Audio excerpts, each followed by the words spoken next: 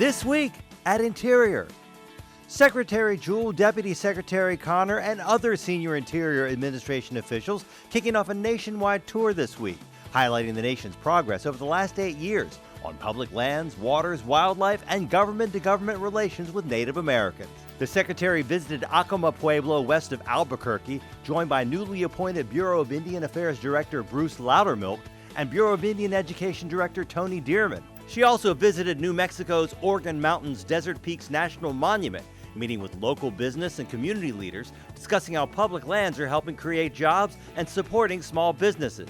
Secretary Jewell this week said climate change was a consistent priority throughout the Obama administration. The Secretary appeared on Georgetown University's Exit Interview series.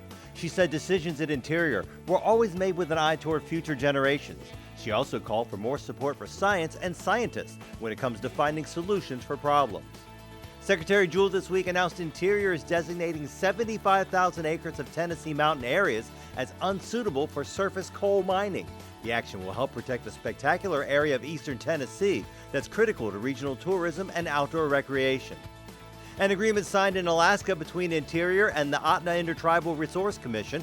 The deal provides for a stronger tribal role in subsistence wildlife management in south-central Alaska.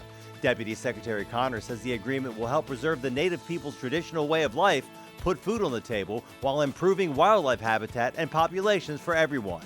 During a visit to the Swinomish tribe this week, the Deputy Secretary announced Interior will seek tribal guidance when it comes to new regulations on how businesses operate in Indian country.